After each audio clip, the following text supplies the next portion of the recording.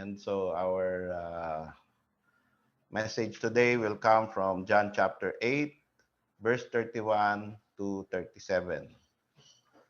John chapter 8, verse 31 to 37. Okay, the Bible says, Then said Jesus to those Jews which believed on him, If ye continue in my word, then are ye my disciples indeed, and ye shall know the truth, and the truth shall make you free. They answered him, We be Abraham's seed, and were never in bondage to any man. How sayest thou, ye shall be made free? Jesus answered them, Verily, verily, I say unto you, whosoever committeth sin is the servant of sin. And the servant abideth not in the house forever, but the Son abideth ever. If the Son therefore shall make you free, ye shall be free indeed. I know that ye are Abraham's seed, but ye seek to kill me, because my word hath no place in you. So mga kapatid, ang kalayaan po ay under dispute. Marami pong definition ang kalayaan. Sabi nila, ang bansa natin ay malaya na, independent. Pero ang sabi ng iba, tayo ay hindi pa totoong malaya. Hawak pa tayo ng mga banyaga. Ngayon, nagpapalit-palit ng kung sino ang hahawak sa atin. Dati ang Amerika, pero baka ngayon ay China o baka ibang bansa. Depende kung sino yung pinakamalaking magpapautang, sapagkat ang sabi rin po ng Bible, the borrower is a servant to the lender. So, pagka masyado kang maraming utang doon sa isang tao, o ang pamilya mo maraming utang sa ibang pamilya, o ang bansa mo maraming utang sa ibang bansa, ay ang sabi ng Bible, sabi ni Solomon, ikaw ay hindi malaya. Ikaw ay servant nung nagpapautang sa iyo. Gagawain mo kung ano yung sinasabi niya para makabayad ka. O baka patawarin ka niya sa iyong pagkakautang. Yung mga may utang sa credit card, di ba? Ganyan. Yung mga may utang sa, mareremata na yung kanilang mga property. Ganyan. Kailangan sundin mo, kailangan gumawa kang paraan para maburay ang utang na yan. Subalit, merong prescription ang ating Panginoon dito. Sabi rito, if the Son therefore shall make you free, ye shall be free indeed. That is in John 8:36. Pagka daw ikaw ay pinalaya ng anak, ay tunay na kalayaan. So, paano bang ibig sabihin ng tunay na kalayaan sa konteksto ng pagpapalaya ng anak ng Diyos?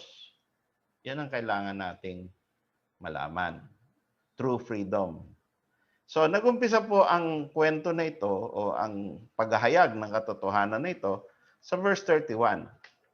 Ang sabi po ng Panginoon, Then said Jesus to those Jews which believed on him. So, ang kausap niya dito ay mga mananampalataya ng mga Hudyo. So, dalawa kausap niya rito eh. Yung isa, yung mga hindi mananampalataya, sabi niya, you seek to kill me. So, yung isa naman ay the Jews which believed on him. At ito ang sabi niya doon sa mga Jews which believed on him. If ye continue in my word, then are ye my disciples indeed. Gusto niyo bang mapatunayan na kayo ay tunay na disciple na ng Panginoon? Minsan po, merong mga doubt ang mga tao. Minsan ay meron silang agam-agam. At ako ba talaga Christian na? Ako ba talaga tinanggap na ng Panginoon? Minsan, ang iniisip lang ng tao, tinanggap ko na ang Panginoon. Bakit merong in the end, mga tumanggap sa Panginoon pero reject in the end sa Matthew 7:21? Bakit sasabihin, I don't know you. I never knew you. Depart from me. Pero tumanggap na sila sa Panginoon. Tapos pinalaya sila sa harap ng Panginoon. Bakit? Kasi sila ay hindi disciples indeed. Bakit? Kasi tinanggap nga nila ang Panginoon, pero hindi nila inisip, tinanggap na ba sila ng Panginoon? So, it must be two-sided. Pero ang nauna ay yung pagtanggap sa iyo ng Panginoon. We love Him because He first loved us. Merong first step. And the Lord takes the first step. Pero paano mo mapapatunayan kung ikaw ay tinanggap na ng Panginoon? Ito ang basihan mo. If ye continue in my word, then are ye my disciples indeed. Paano malalaman kung tinanggap ka na ng Panginoon? Ye continue in my word. So that is the evidence of what happened invisibly. Hindi natin masasabi ano ba yan? Feelings lang ba yan? I feel na tinanggap na ako ng Panginoon. Hindi pwedeng basihan ng feelings. Hindi pwedeng basihan ang meron kang sinabi na parang orasyon. At dahil nasabi mo yun, save ka na. Hindi pwedeng basihan na bautismo, naging member ka na ng church, kaya save ka na. Hindi pwede. Ang basihan lang natin, kaya natin makakaroon tayo ng assurance na tayo ay nasa Panginoon na, ay meron tayong continuation. Ayan malinaw, di ba? So yung continuation, hindi mo pinagtatrabahuhan ng kaligtasan mo, kundi nangyayari na lang sa buhay mo na nagpapatuloy ka. Hindi ka lumalayo sa Panginoon, hindi ka bumibitaw sa Panginoon. Lahat ng nakikita mo na gustong magawa sa'yo ng Panginoon, ginagawa mo. If ye continue in my word, then you can be sure, then you can have confidence that ye are indeed my disciples. Binago ko lang ng konti para mas maintindihan. Pero iyon ang final word of God. What should you continue? You should continue reading the word of God. You continue in my word means continue reading. Anong klaseng continuation in the word of God yung hindi ka na palagi nagbabasa, hindi mo na love ang salita ng Diyos. Ang love mo na ay salita ng iba. Ha? Ang love mo ay mga love letter.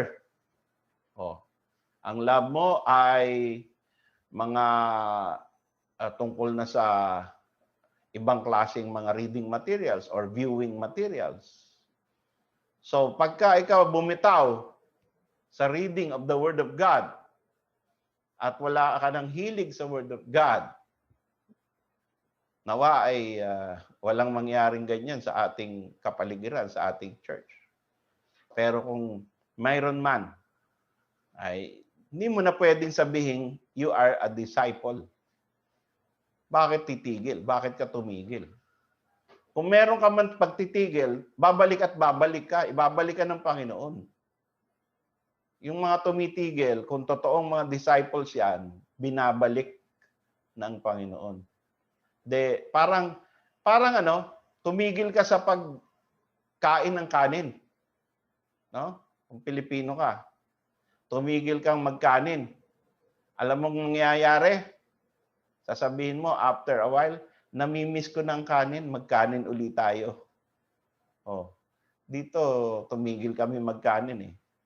Naka-isang linggo lang kami, bumalik din kami sa kanin.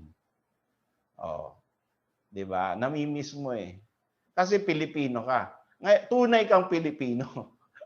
Di ba? Pero, sa tunay na Kristiyano, tunay na disciple ng Panginoon, tapos tumigil na magbasa ng salita ng Diyos, babalik ka at babalik sa salita ng Diyos. You will miss the Word of God. Yun ang tunay. Pero kung pagbitaw mo sa salita ng Diyos, hindi ka na bumalik, hindi mo may karapatan ka nang mag-doubt at yung ibang tao may karapatan mag-doubt sa yung pagiging tunay na disciple. Ano pa? Yung tunay na disciple, yung disciples indeed, they continue in the word, singing the word.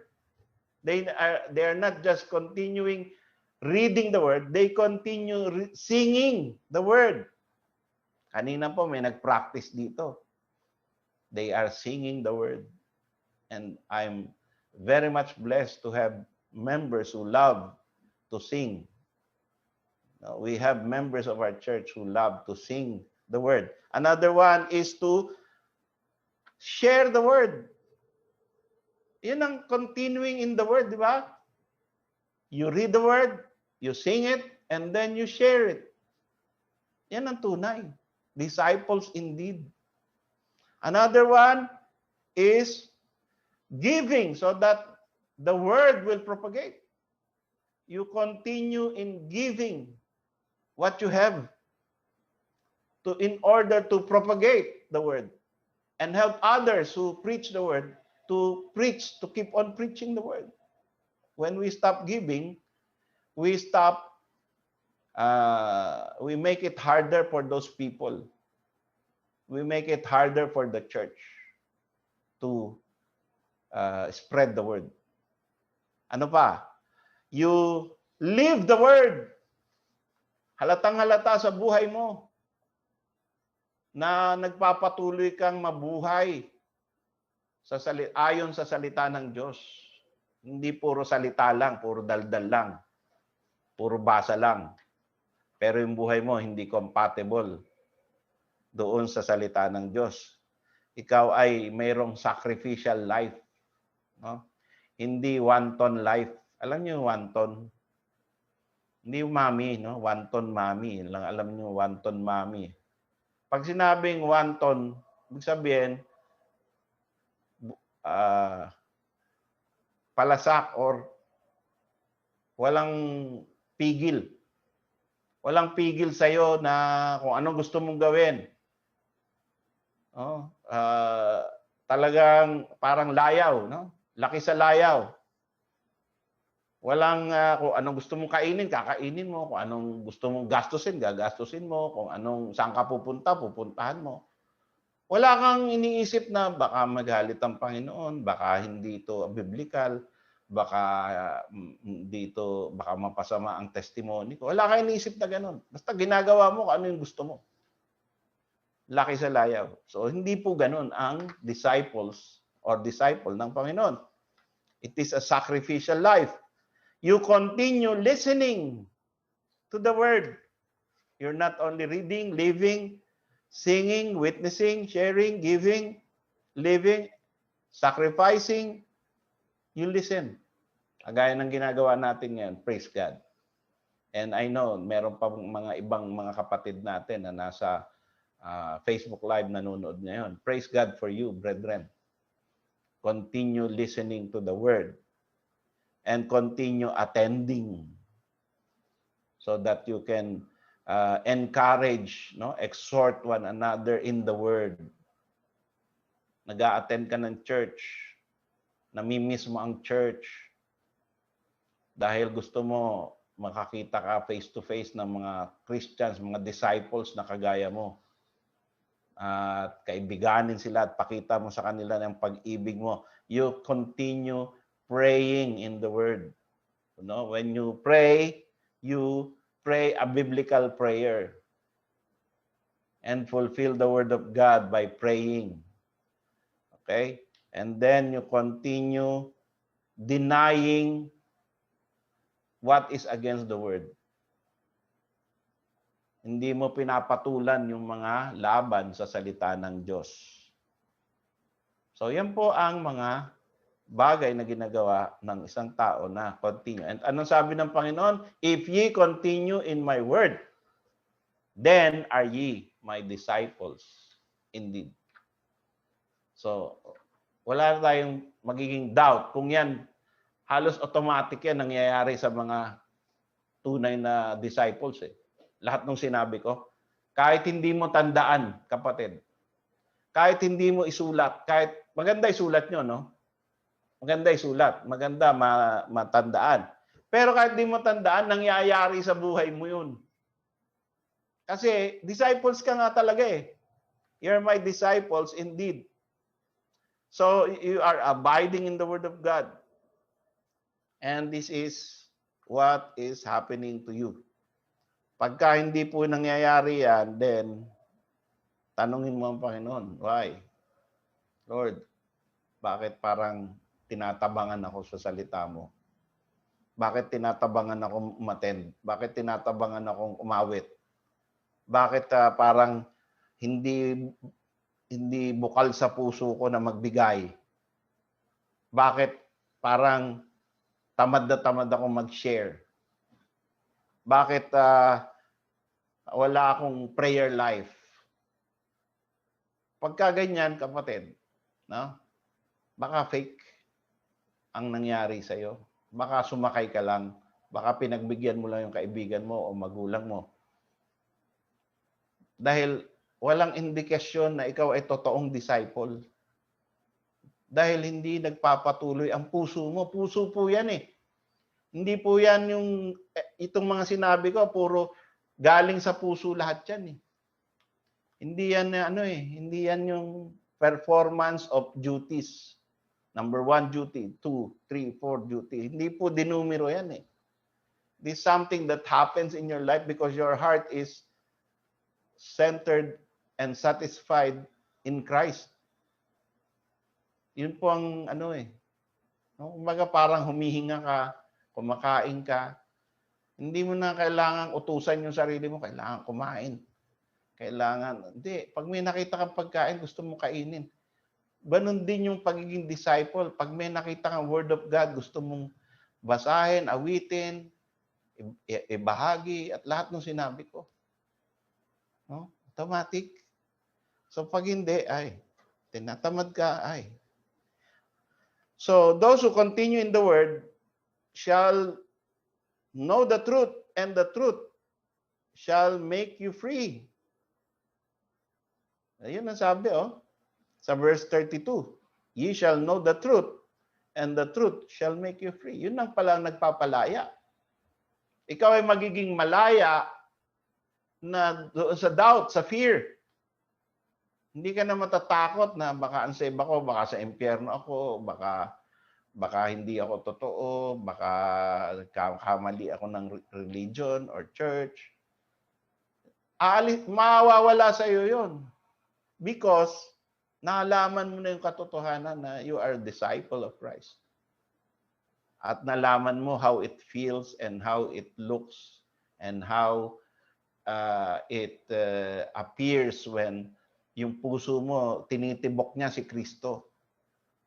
So pagka yan ang nangyayari na sa'yo, you are free indeed.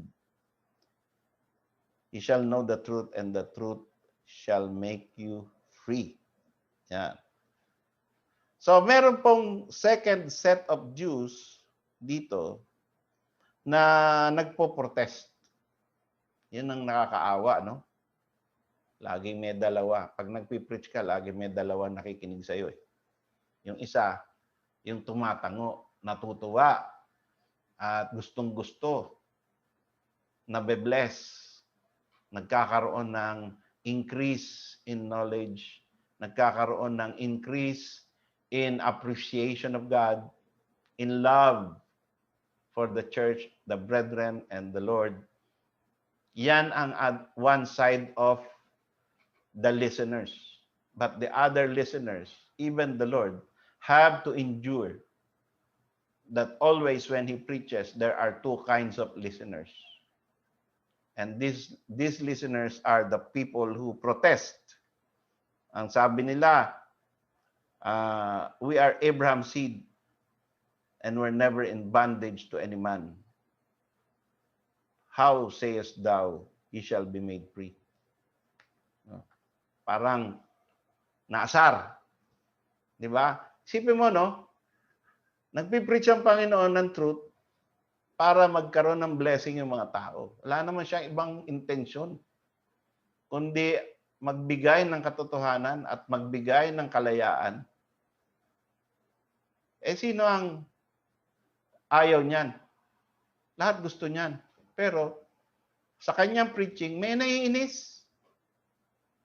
In the most well-intentioned activity by the Son of God, the person who will die for the sins of humanity, may nahaasar bawat nagsasalita siya. Tuwing magsasalita siya, Kontra agad, kontrapelo. So, ganyan talaga ang tao. Alam na natin yan. Kaya hindi na tayo dapat mainis kung merong mga taong ayaw sa atin. Kung merong mga taong hindi blessed sa ating mga sinasabi, masanay na tayo. Sa Panginoon, merong hindi na be-bless eh.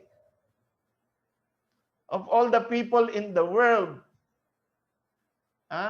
for God so loved the world, He gave His only begotten Son. Siya na nga mismo ang bumaba sa lupa to become a sacrifice for humanity. Tapos, may naiinis pa rin. So, given na po yan. Oh. I want to say, wag na tayong magulat. Masanay na lang tayo na pag nagsalita ka, meron talagang kontra. Meron talagang asar. Meron talagang hindi pumapayag.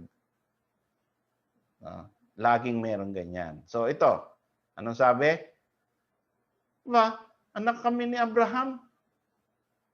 Ano ibig mo sabihin? Parang yung si si Mr. Asimo. Kita niyo yun? Naalala niyo yun? Lahat ng sabihin mo, magtatanong ka, gagawin niyang nakakainis yung tanong mo. Maasim ang mukha. So, Abraham seed kami. Ba't mo sinasabi yan? You shall be free indeed. Free kami. Hindi kami never kami in bondage. We're free people. So, hindi kami payag dyan sa sinasabi mo, Jesus. Na kailangan pa namin na maging disciple mo. Kailangan pa namin alamin lahat ng sinasabi mo, na tanggapin namin as truth para magkaroon ng freedom. Hindi kami payag dyan kasi free na kami. Ayun. Yun ang kanilang point. Ito sagot ng Panginoon. Whosoever committed sin is the servant of sin.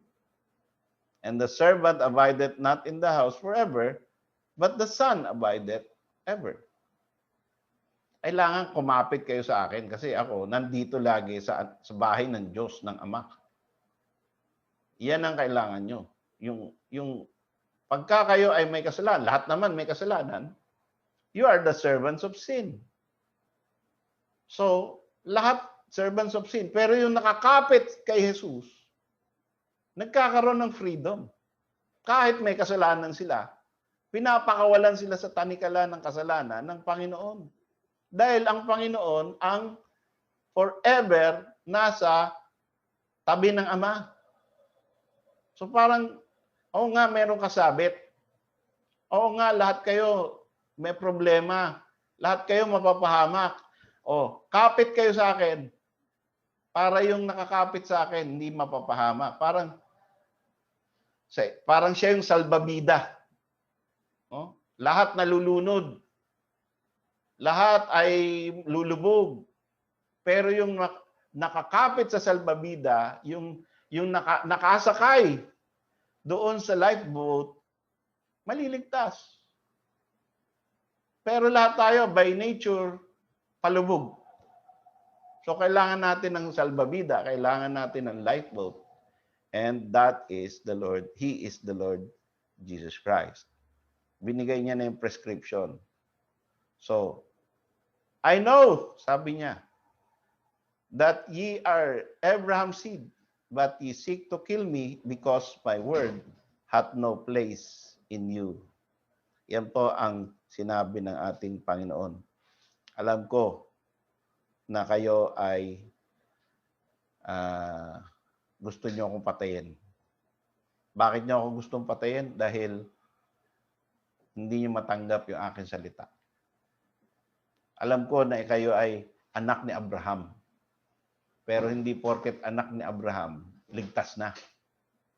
Hindi po nakukuha, alam na natin, hindi nakukuha ang kaligtasan, hindi minamana ang kaligtasan, hindi lumilipat sa dugo ang kaligtasan. Wala pong pinapanganak na Christian. Wala pong pinapanganak na saved. Walang pinapanganak na papunta na sa langit ang kanyang dahil sa kanyang dahil siya ay ang magulang niya ay Christians. Wala po, no? Hindi po tayo kagaya ng Jews na pinapanganak na Jews because of the blood. Mayroon silang mga tribo or Muslims na sinasabi pag anak ng Muslim, Muslim din. Ang Christian po hindi pinapanganak na Christian. Kaya mali po itong supposition nitong mga kausap ng Panginoon. Kami ay anak ni Abraham. Kaya kami ay free. Kaya kami ay saved. Kaya kami papatungo sa langit. Kasi galing kami kay Abraham. Mali. Sabi niya, hindi yan ang basihan. My word has to have a place in you. And if my word has no place in you, then you are not my disciples. Then you are not going to the place where Abraham went. Hindi porket ikaw ay Abraham's seed, ay pupunta ka sa lugar sa Abraham's bosom. Ang lahat ng Abraham's seed, kailangan pa rin ng faith of Abraham so that they will go to the place where Abraham went. And what is the faith of Abraham? Faith on the Christ, the Son of the living God.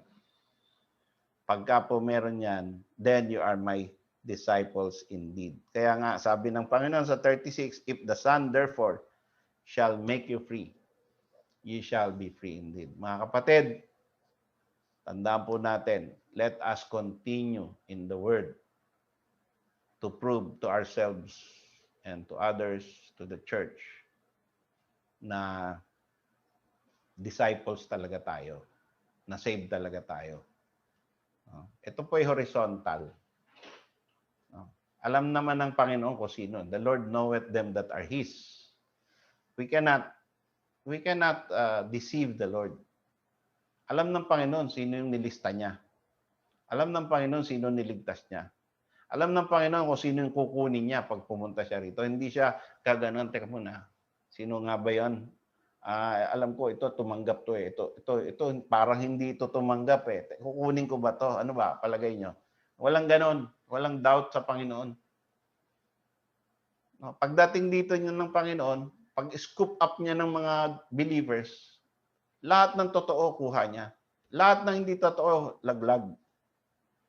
Hindi niya kukunin. Hindi mare-resurrect yung mga patay na hindi kasali sa being a disciple of Christ. Yung hindi kasali sa Book of Life, hindi po mare-resurrect yan, may iiwan yan. Alam ng Panginoon yan. Sa atin yan, if you continue in my word, then are you my disciple. Para sa sarili mo yan. Gusto mo bang malaman, disciple ka? O gusto mo bang malaman ng church? Kung ikaw ba'y disciple? Ayan, continue. Pag hindi ka nagko-continue, edi, ayun na, alam mo na kung ano ka.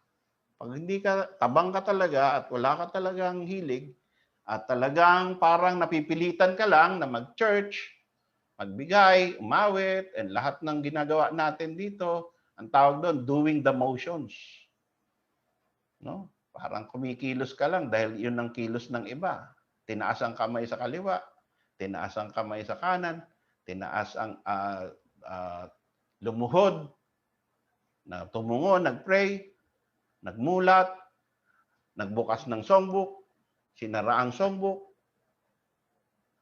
tapos na, uwian na, kain, ngiti, uwian. Pagka ganun lang ang buhay mo sa church, sa pagiging Kristiyano, hindi po yan yung tunay na disciple. Hindi mo ine-enjoy. So, I hope, mga kapatid, gamitin po natin itong preaching na ito. Itong John chapter 8, verses 31 to 37. Basahin natin ulit. Then pray to the Lord. Ask yourself if you are really a disciple. Tayo po